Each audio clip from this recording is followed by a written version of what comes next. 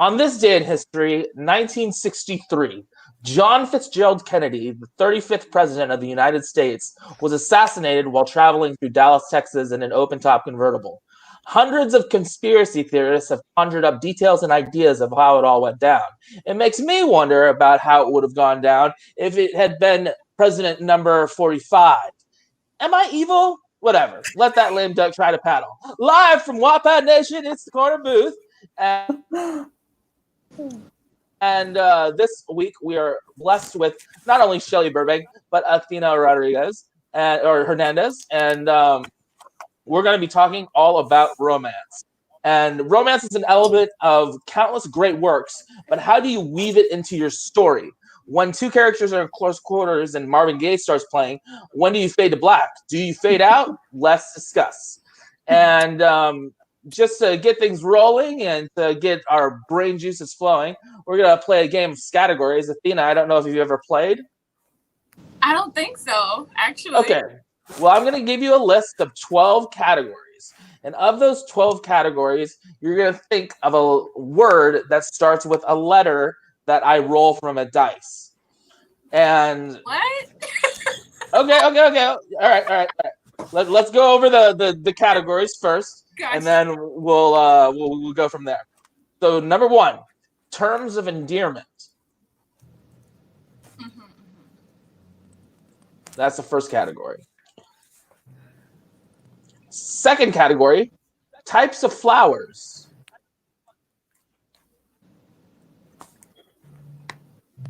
Third category, things found in a bedroom.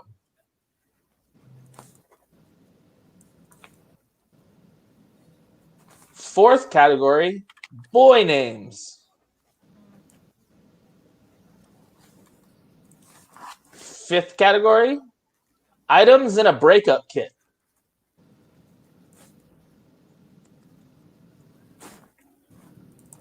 Sixth category, romantic destinations.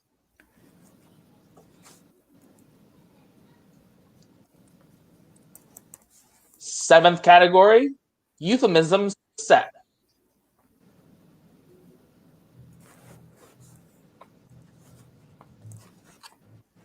Eighth category,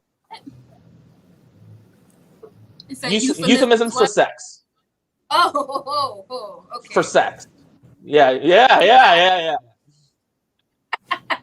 Eighth category, things written in a diary.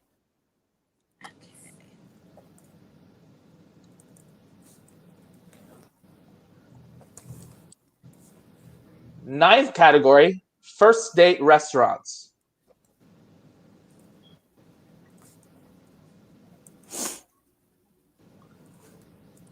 Tenth category, adjectives for a kiss.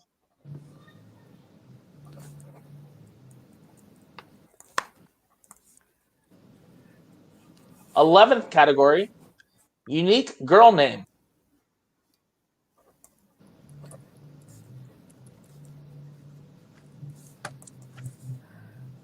And your 12th and final category is fragrances.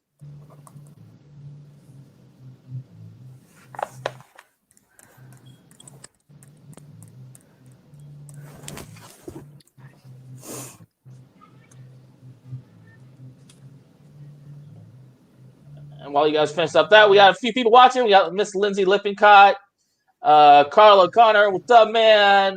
Rita Kovac is on the line. Good to see you guys. We are spicing things up. This is a romantic twist of categories. Now that you have your categories listed down, I'm going to roll a letter in an app on my phone. And that letter is going to be any one in the alphabet. And you're going to think of a word that matches the category that you've written down, each category. And you can have up to 3 answers for each category. So let's say that it was, TV show. And you roll, or I rolled an N. You would have NCIS. Or you'd have something like that. Alliteration is also a bonus factor. If the category were, say, superheroes, and I rolled a B, then you would get 2 points for Bruce Banner. Okay. Does that make sense? Yes. Okay. So let me get all of this tied up. I'm excited. Shelly's getting good at this. Oh No, it's still not my favorite part of the show. I don't like the game section. Too much pressure. I know my heart is beating fast. Ugh, deep breaths. Just relax. Take it slow. You're gonna get 90 seconds on the clock. Your letter is P, as in Penelope.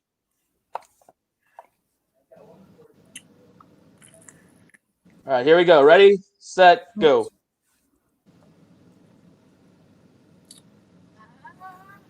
And I have to find 3 for each category, right? You can go down. You can skip around if you want.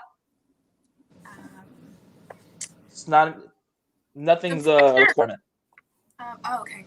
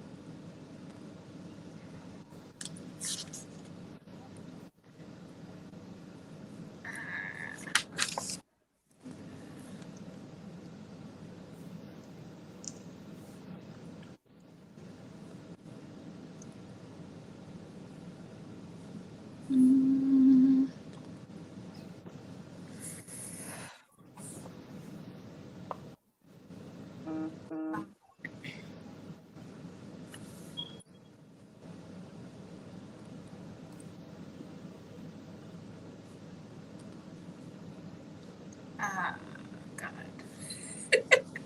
I'm spitzing. What's happening?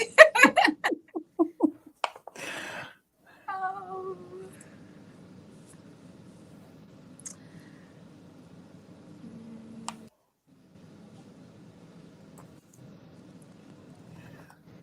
And time. How we do? How you do? I can see by the look of your faces that you're very, very happy with your performance. It's embarrassing.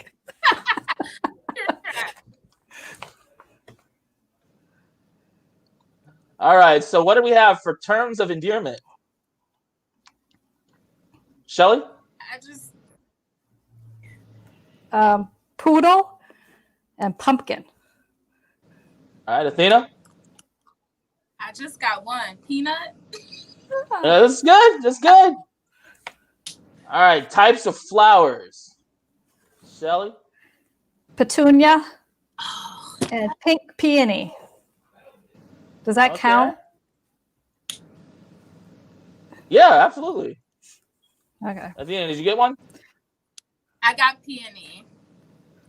Ah, see, I didn't know if anyone was going to get that one. That's good. Good. All right, things found in the bedroom. Shelly? Pillow. Athena? Same. All right, so since they're the same answers, they cancel out. So did our peonies cancel out too? Well, yours was pink peony. Isn't that the alliteration thing? Yeah, but No. Well, whatever. Yeah. I don't care. You're fine. You're fine. They were different. They were the same. Yeah. Number 4, boy names. Paul and Pete. Okay. Athena? Peter and Paul. Gotta stop it. Yeah. Great minds think alike.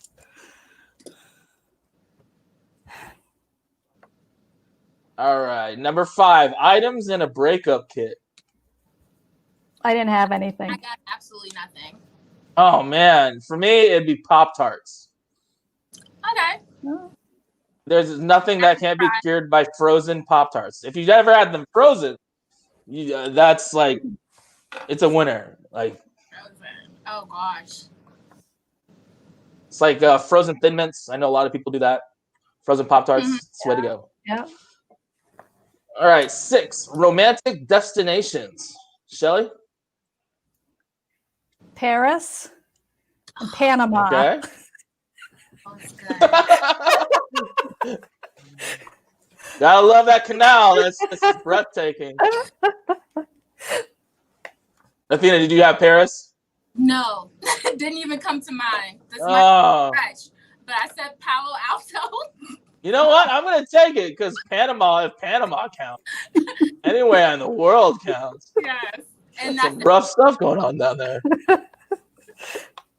And I have Puerto Rico. Okay, yes, very, very rough. All right, number 7, euphemisms for sex. I'm embarrassed to even say this. I don't even know if it counts. All right. Pumping. Oh my God! Did you say that too? Yeah, absolutely. No way. If it's on the radio, then yeah, come on. Oh God! Oh no. I was like, this is rough. It is. Athena, did you have one? I just had pumping as well. Oh no. We keep canceling each other out. That's why we're laughing.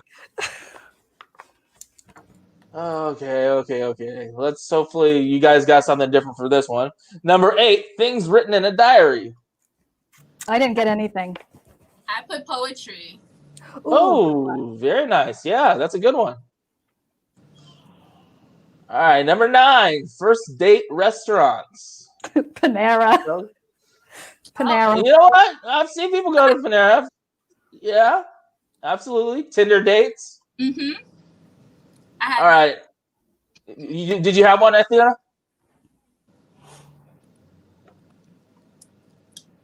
None at all. You live in New York City and you didn't have Paul's? Paul's? I don't know what that Paul's?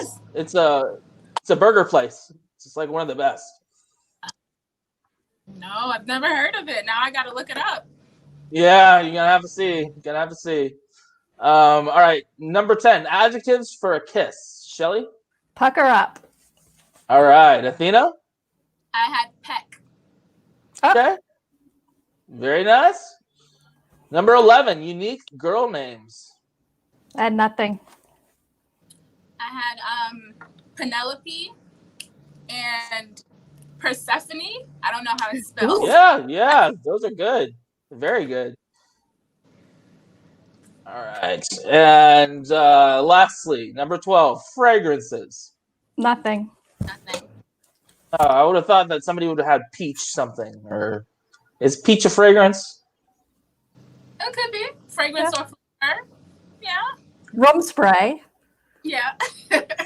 Bathroom spray, that. You know what? Multifunction. Sometimes, you know, when you're lean on funds and you got a date, you gotta go. Sure. All right. Well, that's going to take to the meat of our discussion, the entree. And these are just kind of a mismatch of questions. And if we get off tangent and go in a different direction, that's perfectly okay. It's bound to happen, and it's usually fun when we do. But this is just to get us on the rails, at least. Number 1, what is your secret sauce for an exceptional meet cute? Shelly?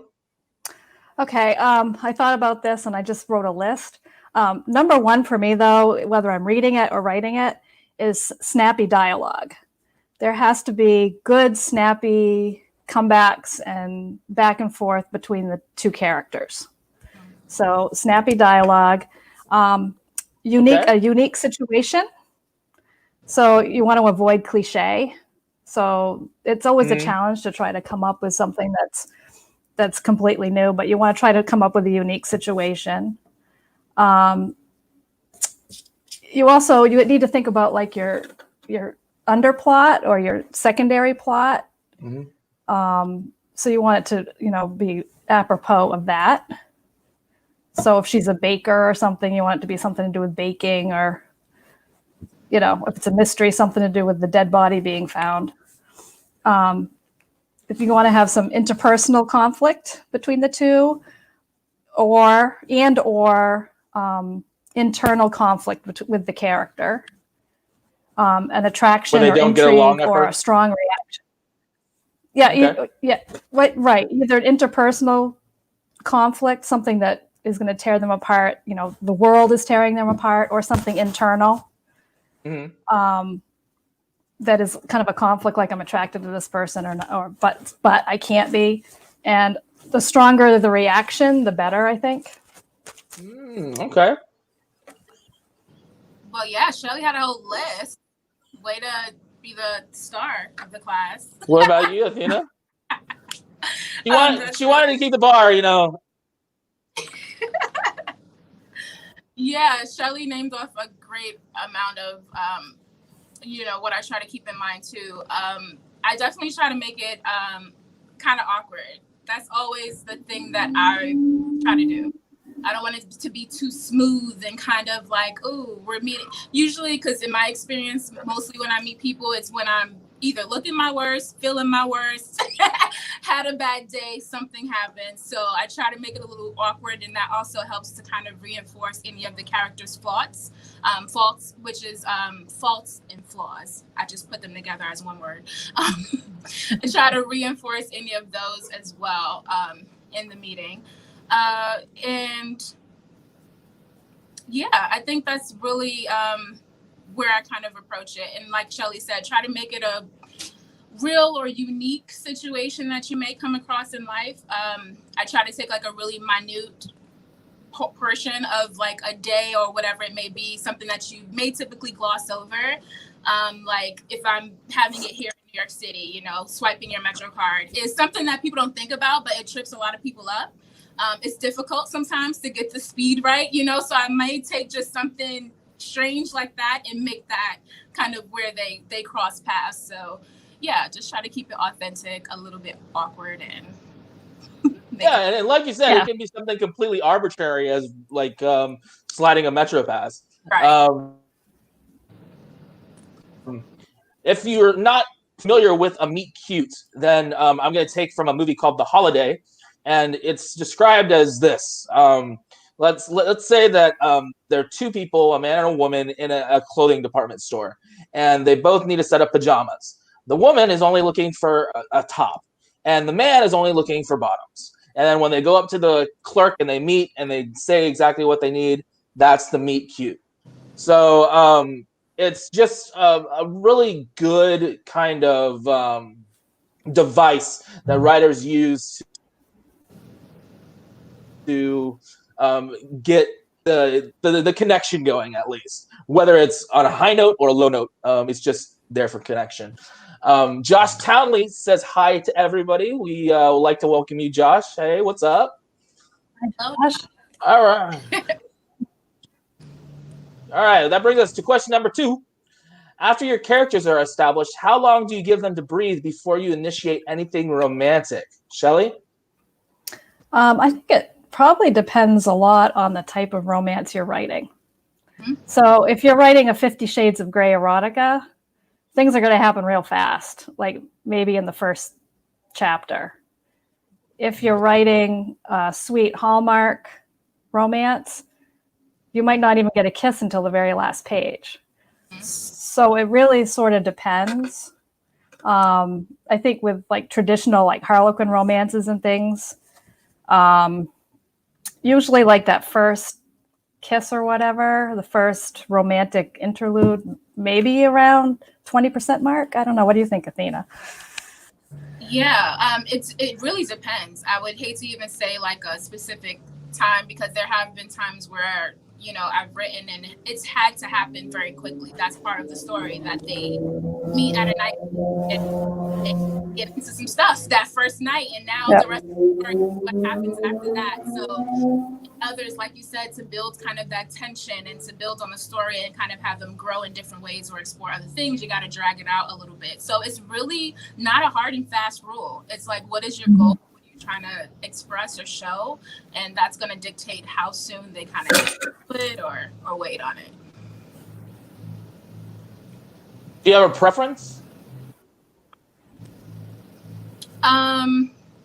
I like quick stuff. I have a really short attention span, so it's really for me when I'm writing and when I'm reading, just to have them kind of do something. I need something, even if it's a little kiss, even if it's a touch, or I just give me a little bit.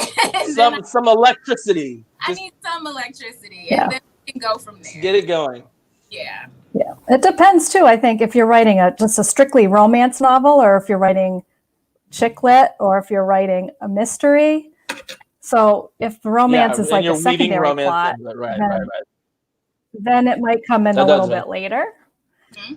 But I think if it's a romance, you definitely have to get the hero and heroine on the page together sooner rather than later. And whether or not they have an intimate connection, that's, there's got to be, like Athena said, a little spark at least. Mm-hmm. So we know that that's coming. We know what's coming. That does have to be there. I do agree. Yeah. Question number 3. How do you write a great kiss? I'm going to start with Athena on this one. A great kiss? A great kiss. I think a great kiss, I try to veer more on the side of delving into what they're feeling and kind of what's happening in their bodies and kind of what internal dialogue, because as much as we like to think we get lost in a kiss, you're usually thinking, there's usually thoughts running through your mind while it's happening. So I like to focus more on that, whether it's panic, whether you're falling and, it feels like it's just the most glorious thing. That is more important than the actual mechanics of the kiss or whatever happens physically. So did I leave the oven on? Yeah. It comes up sometimes. I turn the coffee That's on. real. That's a real thing. It is. It's so real. Definitely. What about you, Shelley? Yeah, I had basically the same thing when I was thinking about this. It was like, when you're writing the kiss scene, it's not just about two mouths smushing up together. It's about what's going on in that character's head while it's happening. So there may be an internal dialogue or monologue going on, or you might describe what the person's feeling. Yeah. But what they're doing. Sometimes they're like gesturing. Like, is one person more forceful? Are they doing more? That kind of gives you information of, okay, this character has more of a straightforward personality, or this one is a little bit more timid. So it's like using the kiss to explain more than just the kiss itself. Right. And it's usually a scene in and of itself, or part of a scene where there's a pivotal moment within the kiss itself, so you kind of have to think of it that way. Like,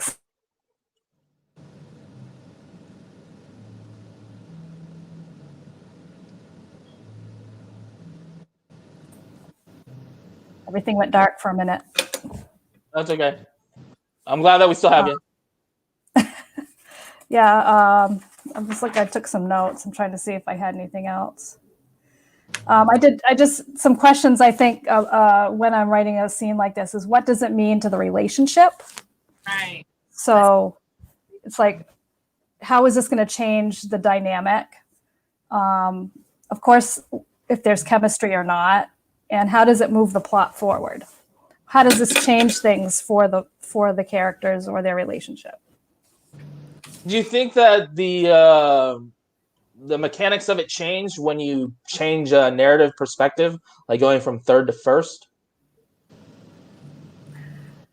I think it could be a lot more colloquial, because if you're writing it in first person, it could be more humorous maybe, or it could even be more choppy, because the thoughts maybe when you're being kissed are choppy.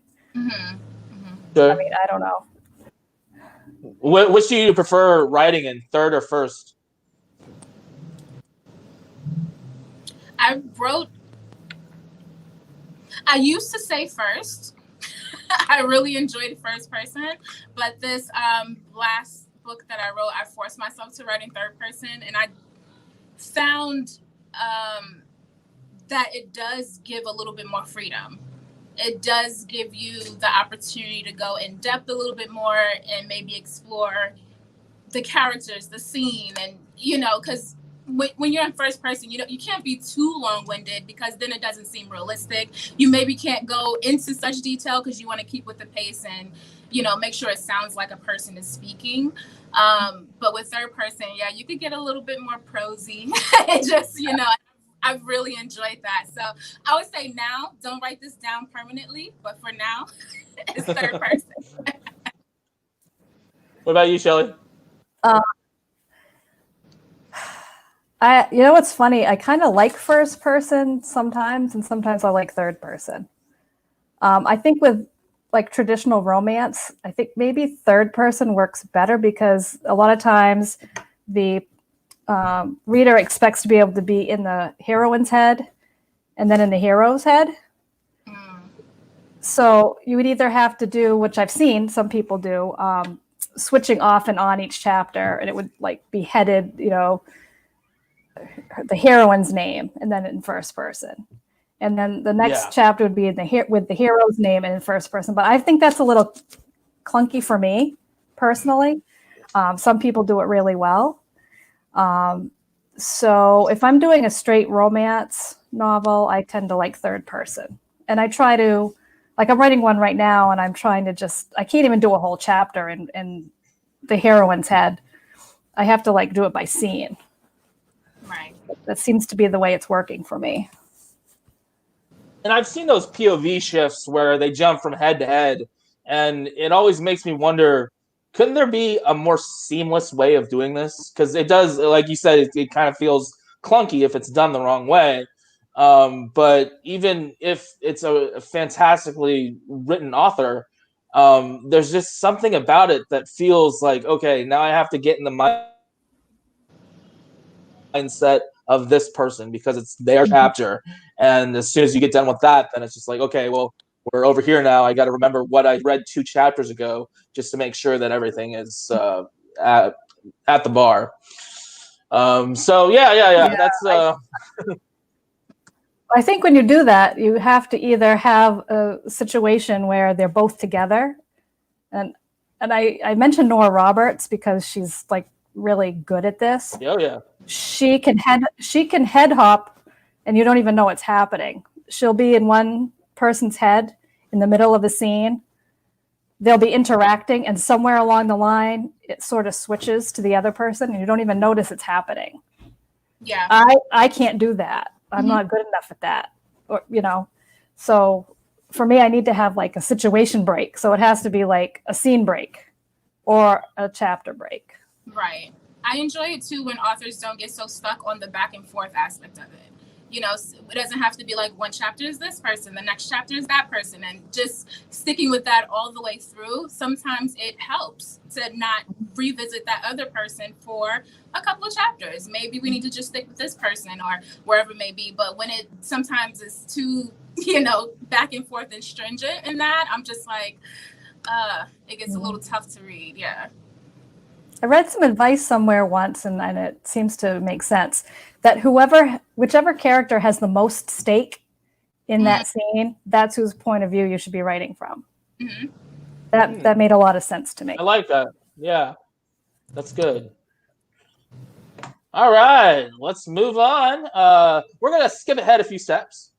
Where and how do you add the intimacy, whether soft and tender or vivacious and thrilling? Athena? Where to add it? Like in position specifically, or just at what point in the book? At what point? You can read into it any way that you want. Oh, where to add it? I try to add it in when I need the story to move. Either I need to dial up the intensity, or I need to move these people to kind of the next depth of their connection. Whenever I want that to happen, because every time that I do that, the stakes rise a little bit more, and we need to keep rising, keep the stakes rising to keep people engaged, keep the story moving. So whenever I want to kind of push them, we're going to have like some intimacy kind of roll in there. Yeah. Okay. All right. So like right before the climax, pun intended. They're always intended. That's a good part. All right. What about you, Shelley? Same thing. It performs a specific function in the romance plot. It's definitely usually a turning point. But again, it also depends on the type of romance you're writing. So where you'd add it level of your story. But it does, Good or bad? it always has to have, I mean, it does create like an emotional resonance and maybe an emotional crisis or some sort of crisis in the relationship, or it deepens the relationship in a way that makes things problematic in the subplot. Right. You know, in any sort of romance, intimacy is like the next step up from on that list of emotional connection. Sometimes it's just fun too. It's just a break. If it's been like, I tend to write very like heavy, maybe themes. So sometimes if I've been in a theme with these two characters or with a character for a little bit, I'll use it for what sometimes we use it for in real life, which is just I need to release these two characters just to have a moment. And we're going to give a moment to enjoy each other and just have it be fun and chill before we get back to the muck. I've seen it used as a really, really in a really clever way where it's cheap and meaningless, and it's just done right at the very beginning of the book, just to get a sense and a feeling of what this person is thinking as far as that goes. I think I missed the first part of the question. Oh! It was just I've seen it cleverly used as like a cheap and meaningless fling at the very beginning and of the book, of the story, and it's done to the point where you kind of get a sense of what sexuality is to that person. Right. I thought that was kind of interesting. In my last book that I finished on Wattpad, I had my characters end up sleeping together, having a one-night stand quite early on in the book. And that is actually what caused the starting action of the plot. Mm-hmm. So it started the plot, but it brought the two people together, but it wasn't like a huge emotional connection, obviously, because they had just met. Right. Yeah. So Carl O'Connor has a question for you. Carl O'Connor has a question for you, ladies. He says, I don't really write romance, so this could be an interesting topic for me. What about raunchiness? How raunchy should you get or not get? Shelley? It's up to you. Carl, go for it. Whatever you want to do. I mean, anything goes nowadays. It has to fit in the tone of the book, as long as it doesn't completely clash with the tone of your book. If you're writing something like Sex in the City or something on that where there needs to be some sex scenes and it needs to be a little graphic, whatever it may be, you may have to go for it. But you don't want to get overly explicit and kind of go into the erotica realm when that wasn't your intention. So right. Just feeling that it matches in with the tone of your book is important. There are some younger writers that I've read on Wattpad, and they try to add a really raunchy sex kind of vibe into their story out of nowhere for no reason at all. And it's just like nails on a chalkboard. And it's just, I mean, you're taking a really, really good, just this really great element out of your story that, you could do anything with, and it can go in any direction. So, yeah, I mean, why just abuse it? Yeah. I mean, you shouldn't if you're, really trying to be serious about writing. It's something you've learned. But when you're just starting out, you're interested in exploring all kinds of different types of scenes. And let's face it, when you're younger and you're on Wattpad, we all know which stories get a lot of attention. Mm-hmm. So some of that is give the people what they want, right? I'm glad Shirley said I was kind of biting my tongue to not say it, but it's very true. it's just like an attention grab. Like we want to get explicit in here and get some eyes on it. So it doesn't really help the story, but it helps views, maybe likes, votes. Yeah, I mean, that's the perception. I'm not exactly sure how in depth they go in after. I know that it does have a pretty vivid love or romance in it.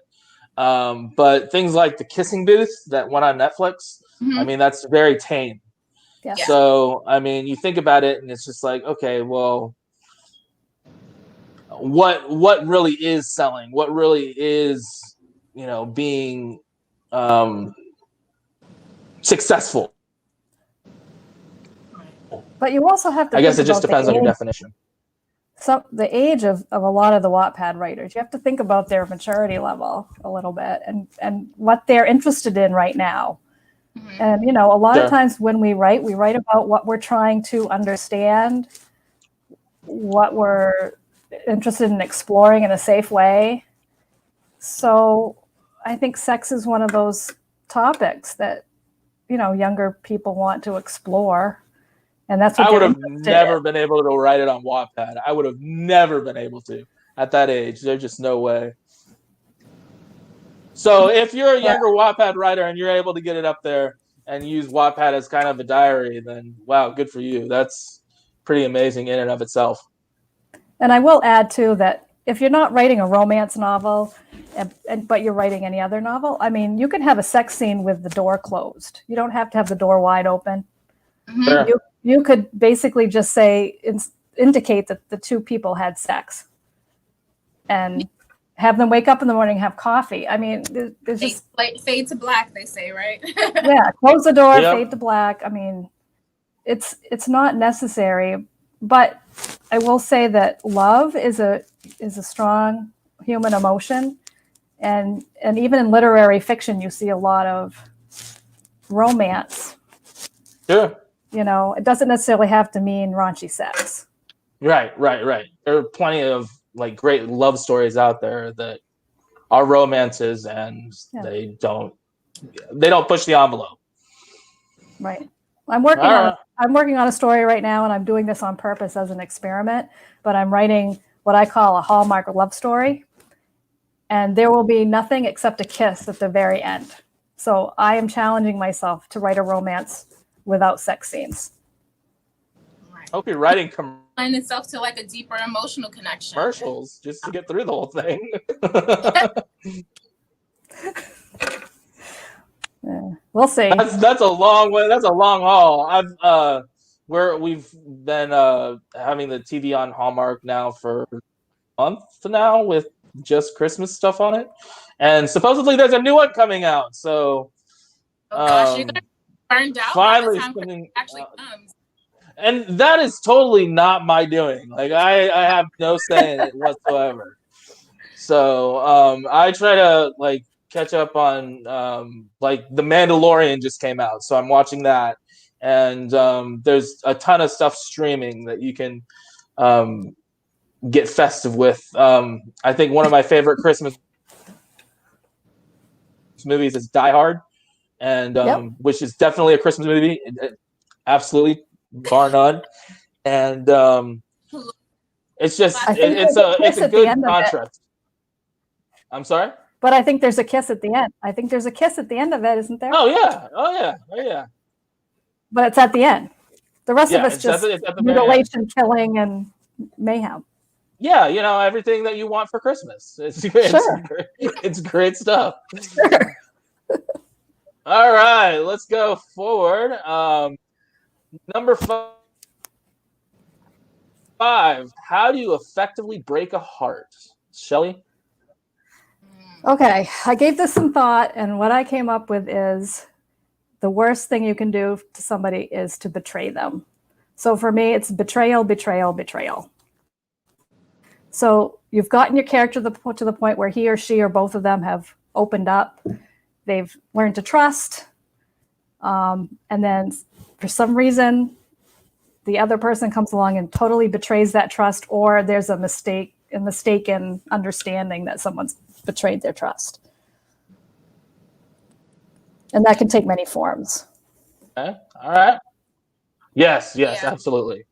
What about you, Just Athena? kind of going completely against what that other character or what the audience has begun to think of you. Like whatever image they formed of that character in their mind, they kind of have a belief of what they should do or what they will do, and whenever it's betrayal. But yeah, whenever they go against that or do something completely out of character, that's the quickest way to really destroy a love story, other than killing somebody off. That always ruins the romance. That always is romance. It happens. Well, except in vampire novels. Right, that might be the whole birth of it in a vampire novel. Yeah. And the struggle of not killing that person. Yeah. Athena you had a really good point. I think that you're making the reader feel that betrayal too. Yeah. Because really, what you're trying to do when we write, we're trying to get the reader to feel emotions. So that was a really good point. Definitely. If I don't cry or yell at a book at some point, or say I have to, what is this? What are you doing? Why? Like, the book doesn't get that out of me, it didn't succeed. I need some sort of like, it makes you invested when you begin to feel like you know them and you know what they do, and then they just go left. It's like, man, come on. Or you get so frustrated with them. It's like, oh, you're ruining it, dude. Come on. You're like pointing to the flashing sign, like, just do this and your life will be okay. And they just go in the opposite direction. It just feels like a lot of characters, they're doing this really, really great dance with each other throughout the first part of it, and then all of a sudden everything turns on a dime when they get their foot stepped on so badly. And that can go in so many different ways, but I don't know. It's just betrayal is. I think that has to take the cake, because that's probably the biggest one. Everything else seems like beyond that. Everything seems a little petty. If it's over, like, because throughout the book you're kind of opening, unfolding the characters' insecurities, and everyone. Their insecurity is what you hold the closest. You're like, please don't hurt this very tender part of me, so when you have a character go ahead and step over that line and kind of press on that insecurity or press on that hurt, it's just like, oh, here we go. The earrings start coming off after that point. So yeah. The challenge, though, is to really come up with a good reason to make that character do that. I think that's the hard. I do not think romance novels are easy. I think they're hard. No, I think they're really hard. I would never touch one. Because you have to give that character a darn good reason for acting like a jerk, and that's hard to do. Yeah. And I've seen most authors and myself, you kind of make it the person is trying to protect themselves or something they hold dear. And so you can't really be too mad, because you're like, oh, I can see why they need to do that, because if not, they're going to screw up something on their side. And so it's just like a whole, jumble of them, which is what the point of good writing is, to really make things a little bit complex and murky. I read something in a book, a writing book, about a scene like that or a pivotal moment like that, where making the character make the best bad choice. So no matter what that character does, it's going to be a bad choice. Right. And what's the best one for that character at that time? And if it just so happens to step all over the other character, then it's hurtful. But it's really weird to think about it at that level, getting that deep into the analysis of what you're writing. Well, that's the whole point. I mean, that's what we're doing here, is making sure that we get the analysis done. And it happens by accident sometimes with me. It's not until I go back to it that I'm like, oh, that's what this is, leading to that, and that's why this person did that, and I'm kind of just writing it without knowing the story is coming out, and then you can make all these connections and kind of peel back some layers after that. So it's not all brilliant. Do you feel better? It's just an accident. Athena, Athena, do you feel better pantsing it the entire way? No, heck no. I cannot. I don't understand how people pants. I can't. I can't. I have to definitely outline it. I do like rough beats. I don't go very detailed. I just write like what needs to happen in this scene, this chapter. But as far as like what they say and stuff like that, I'll do that when I'm actually writing. But no, I need an outline. I need some guidance. Are you the same way, Shelley? More and more, yes. Yeah. Because I've spent too many times writing too much and then having to go back and rewrite, too much. Sure. Sure. I get to the end and it's like stuff at the beginning didn't make sense. So more and more I am trying to outline. And there's still creativity in that because you're still having to create. I think that does help. It helps a lot of for detail. Yeah. Then if you're stuck, if you sit down to write one day, at least you know what it is you're supposed to be doing. You don't just stare at the screen saying, I have no idea what to write. Right. Or you end up writing yourself into a corner, which is what I do whenever I'm trying to plan something. Like, how did I get here and how do I get out? Right. Yes. You can do that as a plotter too, though. I mean, plotters, they write themselves in the corners all the time. It's just like, oh, how did I get here? I mean, I wrote everything down. The graph looks correct. I have this flow chart with everything. Right. But piece by piece backward and kind of maybe see where you went wrong. Right. I'm dancing it. I'm like, I don't even know which chapter I went left in. Like, I have no idea. Work back through it, Yeah, the first couple novels I wrote, I just pantsed it for the first half to 3/4.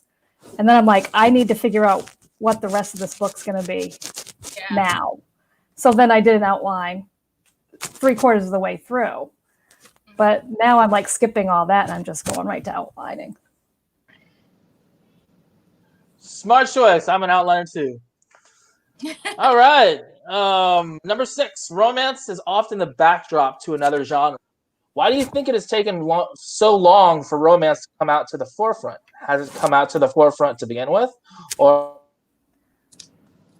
has it been here all along and I'm just missing something? Shelley? You're missing it. Yeah, I think it's been here all along. I'm missing it. Romance has been around since Roman times. I think that just with most things, I don't want to get all like preachy, but here I go. I think that just with most things that are mainly like women focused, it tends to just get relegated to this area of not as serious, not as important, not as whatever it may be. And there were a lot of, the whole chick lit thing. You get kind of placed in this category of being a subgenre or being behind something else, just because mostly women are doing it or women are mostly interested in it. And so I think that's what has happened to romance. It's become like this, things that moms read or something like that, when no, it's huge. It's always been around. It's always been this, Goliath that has just, been pushed into this category that it doesn't belong in. That's right. I totally agree. I mean, the first novels were romances. The first romances in the English language. I mean, I have that, I have to say it that in the English language, romance was some of the first novels in the 1700s. And even before that, you had romance poetry. And then you had think about Shakespeare. There was romance all through it.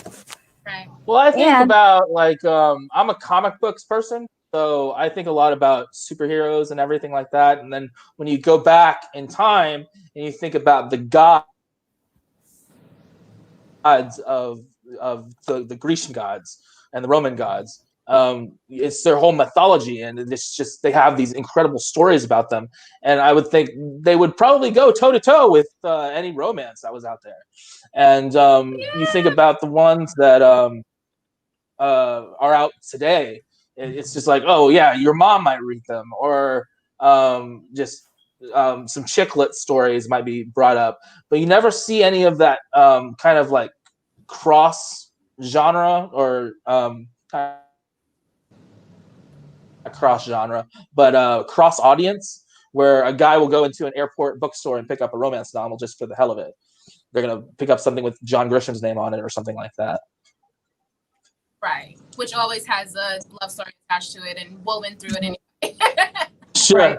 See, and yeah, absolutely. And the thing is, like, I love. Oh, it was brought up earlier. I love Nora Roberts. I think she's incredibly talented. One of my favorite stories by her is called The Obsession. She's phenomenally talented, and she has to be up there into the at least 50 books, and that's why she's so good at what she does, because I think she she's has got close to 200. She's 200. I think so. Wow. Okay. Yeah, that woman's just like churning out stuff like no tomorrow, and they all have very unique feels to them, and they have different textures that I find incredibly interesting. I think Undercurrents is the one that I'm reading right now. It's been on the back burner for a little while, but it is a Nora Roberts book. But I guess it's just I've seen a lot of people get into a superhero mindset, but I've seen less people go over and join the romance cloud. And I don't know why that is. Is it just, do you think it's because of battle of the sexes? It's the women. It's being women. Gender norms. It's a woman. Yeah. Yeah, because let's think about, who's that writer that wrote The Notebook? Mm-hmm. What's his name? What is his name? Let's get it. Something Evans? No. He's written a bunch of stuff. Sparks. Nicholas Sparks. Nicholas Sparks. Okay. Nicholas Sparks writes romance novels. Right. But because he's a man, they don't usually call it a romance novel. They just call it a novel. Right. And so he gets more, I think, a lot more kudos for that. Mm-hmm. He gets a lot more attention for that. Nora Roberts started out writing for series category romance. So she started out writing for like Harlequin type, which is a romance imprint. So I think that is why she got categorized as romance. But she also writes J.D. Robb stories, which are detective fiction set in the near future. Oh, I know that. And a lot of her books are thrillers. So I think you're right, Nat. I think, maybe if she'd started out with the bigger books and put a man's name on it, she could probably publish these same books and men would read it. That's interesting that you put it that way, because John Green is the same way. Like, he has The Fault in Our Stars, and I mean, even though it's they give men the belief, it's just interesting. The benefit of that they'll be more like objective when it comes to love, and that it won't be as woo-woo and sappy and whatever. Whereas women, they're just like, oh, it's just going to be all rose petals, and I can't wait to get married, and that's all I'm going to get from there. Right. A lot of the reason why Joe Rowling took the moniker of JK. Mm-hmm. Right. And probably didn't help when you look at the history of romance novels. I mean, when they really started pumping them out in the 50s, 60s, 70s, the women didn't have a lot of autonomy. It was a lot of secretaries and nurses, and they married the handsome doctor / rich person. The women were pretty helpless. And then you had in the 80s, you had all those historical, what they call bodice rippers, where it was like, the women also didn't have any. They were feisty, but it wasn't anything that you would call like really good literature. So I think it's just a matter of the genre growing up, maybe. And also the quality of the writing. I mean, you've all probably heard the term purple prose, right? Oh, yes. So, a lot of those 80s romances were flowery language, the purple prose, overwritten. So you want to try to avoid that when you're writing. Right. Question from the audience. Josh Townley kind of put this out. Do you think happily ever after is a must for romance? No, not at all.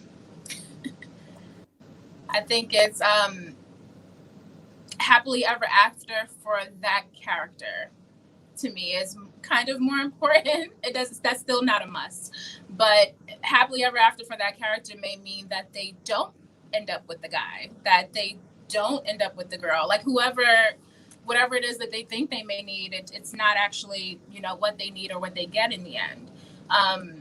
It's more so a growth mindset. We want the character to grow, and whatever that growth looks like is okay, even if that's not a marriage or a proposal or a baby at the end. It's just whatever that character's growth is, we need to see that by the end of the novel.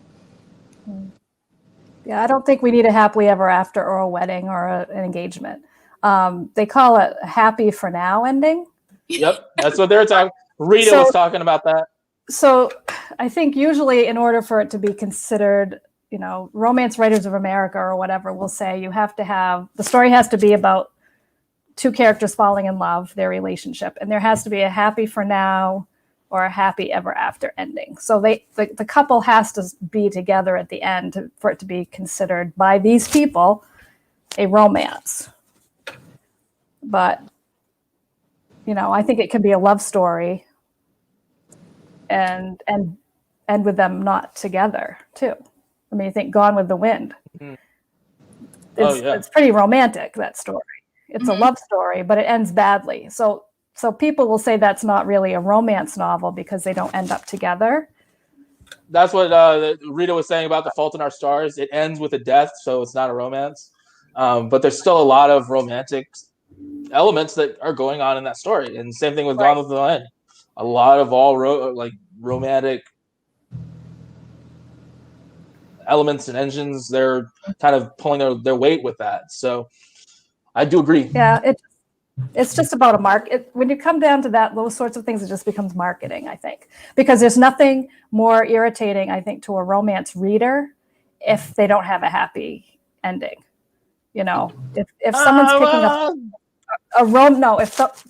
hardcore romance readers would be very upset to not have a happy for now or a happy ever after ending. So you think like a novelization of Casablanca would have pissed off a lot of people? Yeah. Yeah.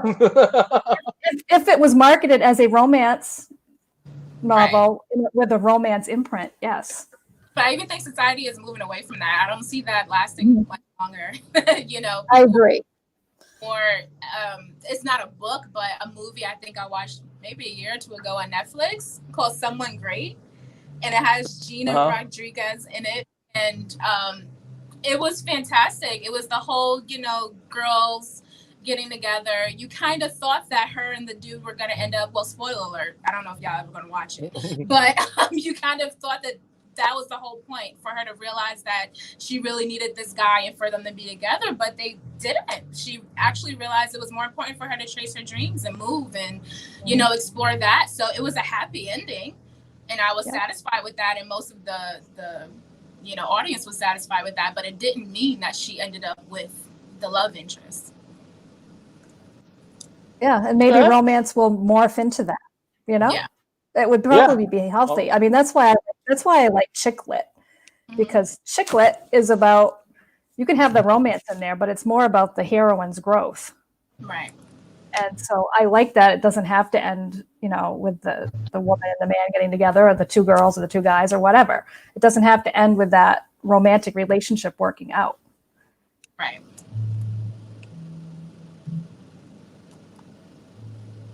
Carl O'Connor is asking, and if you know what you are getting, would you not prefer an unknown ending, having to wait and see if it's happy or not? I think he's wondering, would you rather know, or would you rather not know whether or not the ending is going to be happy?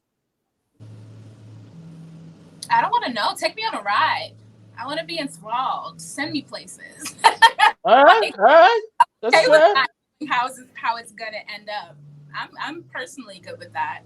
again, if we're looking at it from a broader audience, I don't know how many people would agree with that, but I think if the story is good, I think people are more flexible and more open to change than we think they are. And so as long as the story is good, I've seen people get away with a bunch of stuff that if you read in this book or if you read in that book, it says, no, no, no, don't ever do this. You know, the biggest writing mistakes you could ever make. And then there's this like best-selling author who did all the things. So Right. it's like you really just, people want a good story. And if you're able to give that to them, go with it. What do you think, Shelley? I agree with it to a point, and then there's that other part of me that's read. I mean, maybe I've been brainwashed by what I've read, readers rather.